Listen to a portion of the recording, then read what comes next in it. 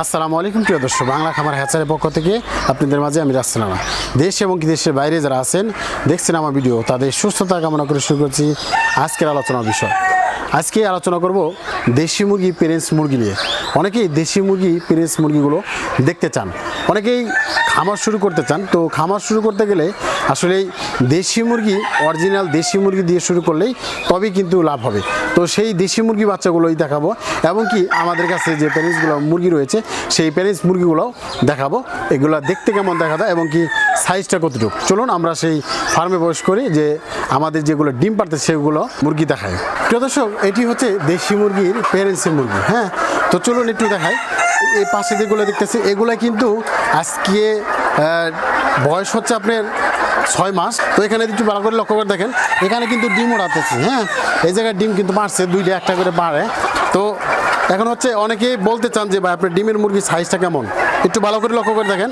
প্রত্যেকটা মুরগির সাইজ যদি ধরতে যায়, যেহেতু এগুলো ডিম পারে, এগুলো কিন্তু আপনার সর্বোচ্চ ওজন হচ্ছে 800 গ্রাম। হ্যাঁ, যেহেতু ডিম পারবে এর জন্য আমরা ওইভাবে পালন করছি যেন ডিমটা সঠিকভাবে পারে। হ্যাঁ, তো এগুলার এখন অনেকে দেশি মুরগি দেখতে চান যে কেমন। দেখেন দেশি মুরগি গঠনটা দেশি মুরগির মতো, একদম ঠোকরা রুগি হবে বা সোনালি ক্রস হবে এরকম কিন্তু না, একদম 100% পিওর দেশি।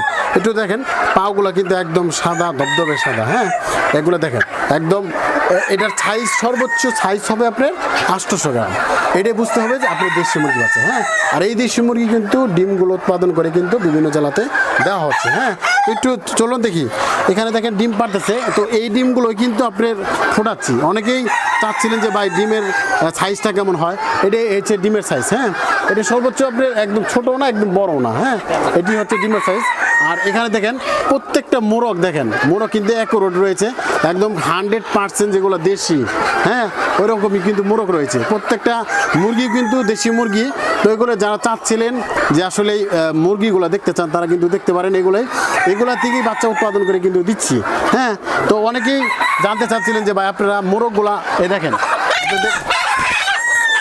এই যে আপনার মোরগগুলোর সাউন্ডগুলো দেখছেন কি, একদম কর্পোরেট সাউন্ড। হ্যাঁ, এইগুলো সাউন্ড হচ্ছে শুধু দেশি মুরগিতে হয়, দেশি ছাড়া হয় না।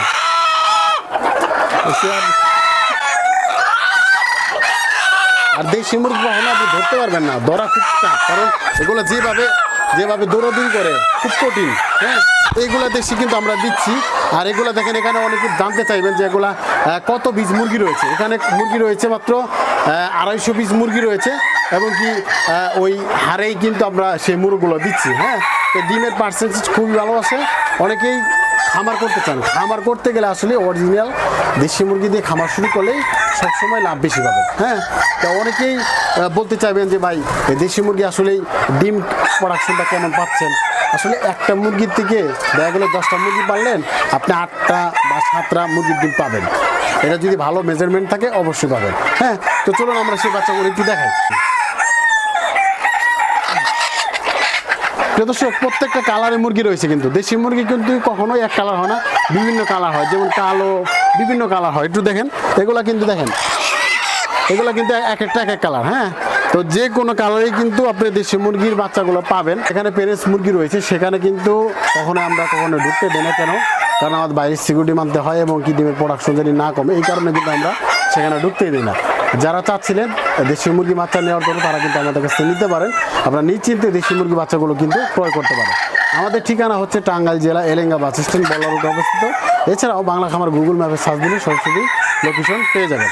তো দর্শক, এই ধরনের যাদের মুরগি রয়েছে তারা কিন্তু সরাসরি আমার খামার এসে কিন্তু নিতে পারেন। ওকে, আল্লাহ হাফেজ, ভালো থাকবেন, সুস্থ থাকবেন, আল্লাহ হাফেজ।